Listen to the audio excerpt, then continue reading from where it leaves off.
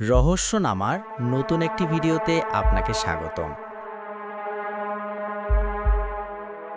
রাস্তার মাঝখানে একজন নারী হঠাৎ করে নাচতে শুরু করল। প্রথমে সবাই ভাবল সে হয়তো আনন্দে নাচছে, কিন্তু সমস্যা হলো সে থামতেই পারছিল না। ঘন্টার পর ঘন্টা, দিনের পর দিন সে নাচতেই থাকল। আর কয়েকদিনের মধ্যেই আরও মানুষ সেই একইভাবে নাচতে শুরু করল। এই অদ্ভুত ঘটনাই ইতিহাসে পরিচিত ডান্সিং প্লেগ নামে।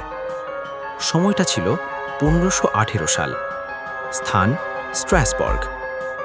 একদিন একজন নারী, যার নাম ছিল ফ্রাউ ট্রফেয়া, হঠাৎ করে রাস্তায় নাচতে শুরু করেন। প্রথমে মানুষ ভেবেছিল এটা হয়তো অদ্ভুত আচরণ, কিন্তু সমস্যা হলো তিনি কয়েকদিন ধরে থামা ছাড়াই নাচতে থাকেন। কিছুদিনের মধ্যেই আরও মানুষ নাচতে শুরু করে।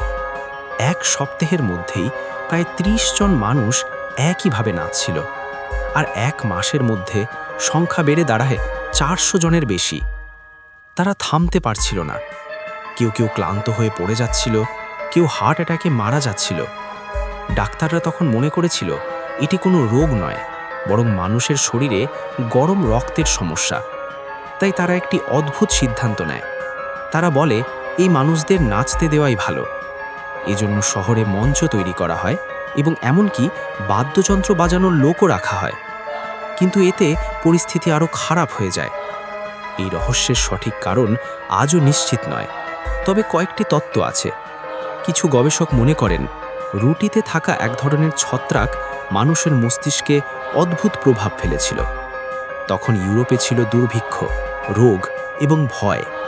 অনেকে মনে করেন এটি ছিল একটি মাস হিস্টিরিয়া, অর্থাৎ মানুষের সম্মিলিত মানসিক প্রতিক্রিয়া। কিছু মানুষ বিশ্বাস করত এটি কোনো অভিশাপ বা অলৌকিক শক্তির কাজ।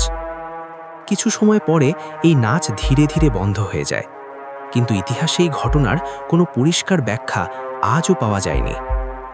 এখনও ইতিহাসবিদরা এই ঘটনাকে মানব ইতিহাসের সবচেয়ে অদ্ভুত ঘটনার একটি বলে মনে করেন। মানুষ নাচতে নাচতে ক্লান্ত হয়ে পড়ছে, তবুও থামতে পারছে না। এটা কি ছিল কোনো রোগ, নাকি মানুষের মনস্তত্ত্বের অদ্ভুত প্রভাব? 1518 সালের সেই ডান্সিং প্লেগ আজও ইতিহাসের সবচেয়ে রহস্যময় ঘটনাগুলোর একটি।